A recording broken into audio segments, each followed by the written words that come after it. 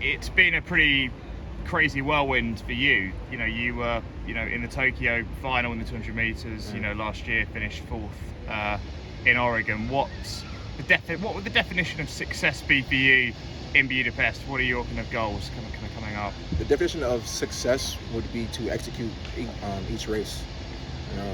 Doesn't matter what pace I get, as long as I go out there and I execute my race model, then everything will be good. Have you been down to the stadium yet and had a look around? I have, yeah. Yeah. What do you make of that then? It's a pretty cool place. Really cool place. Really, it feels bigger than it actually is. I feel like, but track is nice.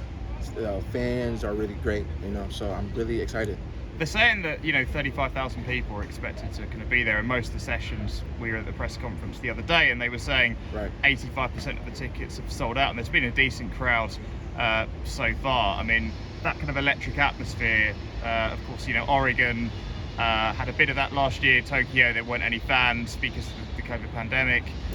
That must excite you to be able to show what you've got in front of a global audience and so many people in the stadium as well. I mean, not really, because I don't hear the fans when I'm running. So when it comes to that, it's cool that they're watching, but I'm not really focused on the fans so much, in the most respectful way. And we were just chatting earlier, so I'm right in saying, so you were the flag bearer for Liberia at the Tokyo Olympics. At such a young age, how was that experience? It was surreal. And it didn't hit me until after the fact that being a flag bearer is a really special job. So, after the whole Olympics was done, and then I got told that being a flag bearer was one of the highest things you could do just for your country. It just meant, the world, honestly.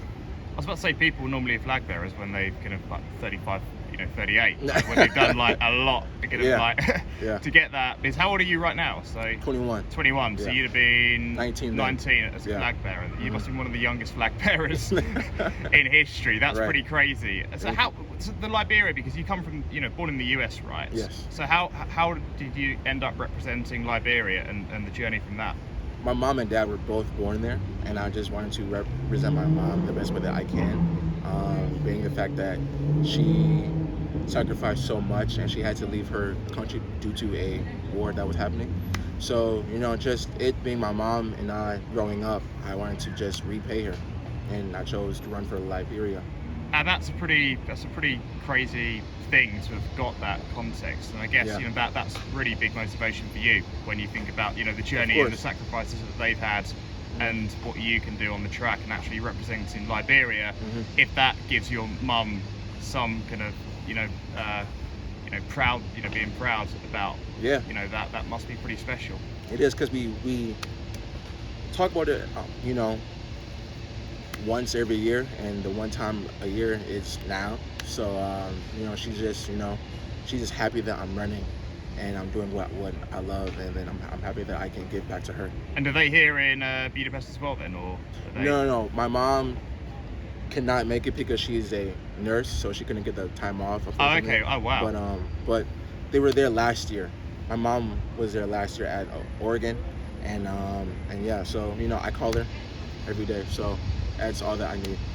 I guess you're someone who, I'm getting quite quickly, family means a lot to you and the impact of that. When you think about kind of the family that you have and what you want to achieve here, I mean, it must make you, think, wow, I've gone to an Olympics, I've already been at World Championships, I'm at a second World Championships in Budapest. It's been a bit of a crazy journey so far. People would think that, but at the same time, my coach is like, I'm not going to praise you for doing your job, and I take these World Championships as if I was meant to be here, not in a cocky or a conference way. It's just, I got the gift, and God gave me this gift, so I'm going to use it to my best abilities, and I'm here to do my job. So, yes, I've been to the Olympics, very cool. I've been to Worlds, very, again, very, very cool.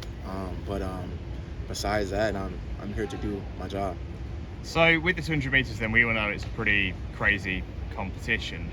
The strength and depth now is pretty remarkable. Kind of, how have you how do you reflect on the season so far? Generally, what you've done, and are you what's the mindset going into these champs?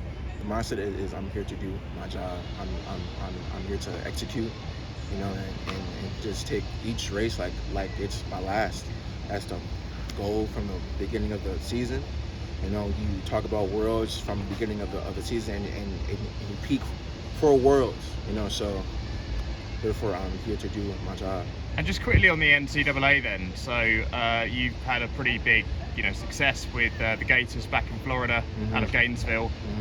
Could you explain more about that, the journey that you had with the NCAA, and how that is different to being a pro athlete when you're sponsored by a brand like ASICS as well? The difference between running in the NCAA and running professionally, there is no collegiate system, as in you don't run every other week, nor do you run 3 times a day, and nor do you have 2 major championships that are a month apart, right? And running for ASICS, you're not only running for you as a person, you who you stand for, but the brand as well. So it's a reflex. So if you do do poorly, it's not a direct reflection on the brand, but you also carry the brand name and the weight, and and just you representing ASICS as a whole. So it's a different mindset when you're going into these champs, because you don't want to fail. And I've got to ask, motivation off the track, music taste, what's that? How does that help you? Have you got any tracks that you listen to before competing, or? I've been listening to Sprinter by Dave and Central C a lot, and I have a playlist on my phone with a whole bunch of artists that just get me in the mood, like Baby Keem or Kanye or Yeat, just the regular ones, like Drake as well, regular ones, but that's basically it. And finishing off then, growing up, what was your first memory of an Olympic Games, and was it Usain Bolt who was your big idol growing up, or were there others that got you into track as a kid? The big one was Usain Bolt. I didn't really watch anybody else but him growing up, because I just wanted to be just like him, and I don't know how many times I watched his races, and I don't know how much screen time, but just day in, day out, I would watch him, try to emulate his form, try to emulate his speed, and just work hard at it. That was my first intro to track running and to what it can be.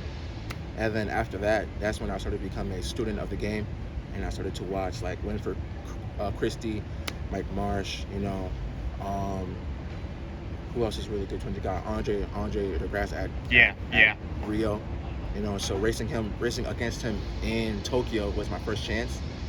Surreal moment. It was a full circle moment, because I watched him at Rio. Now I'm racing against him in. That's pretty mad to have had that experience. That's crazy. Yeah, that's mad. I didn't think that it was gonna happen this quick, but I'm grateful that it did. I don't take every chance that I get lightly. And final point from me, what you've done at your age is, as I said earlier, it's pretty crazy so far, but I think everyone knows that your ceiling is so high and there's so much that you can achieve. What message would you have any kid looking to get into track and field, growing up and actually wanting to do what you've done so far, and actually then replicate others within the sport? Of course, I'm gonna look at the camera. Yeah. If I can do it, then that means that you can too. I don't come from anything special. I just worked hard, and day in, day out, I put in the actual work. People say that they're gonna do something, but they don't really do it. So I would just say, just stick to your own plan. Don't worry about the haters. Don't worry about your friends. Just stick to your own plan, and one day it'll come. And then when it does come, don't forget where you come from. Because once you have it, it's so easy for it to just fall away. So once you do have it, continue to work like you don't have it, and then boom, when you're done with your career, then you can look back and say, hey, I've had it all. So that's where I'm at.